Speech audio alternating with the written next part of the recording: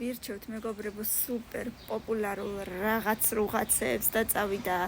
რა მინდა პირადად მე აბა ვნახოთ ეს ძალიან ბუნჩულა და ბუმბულა ჩუსტები ძალიან მიყვარს მესამეზე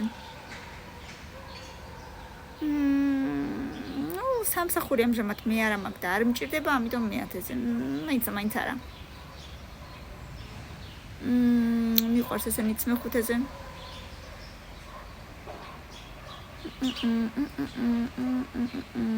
რისთვის არის საჭირო ეს არ ვიცი ამიტომ მე-7-ზე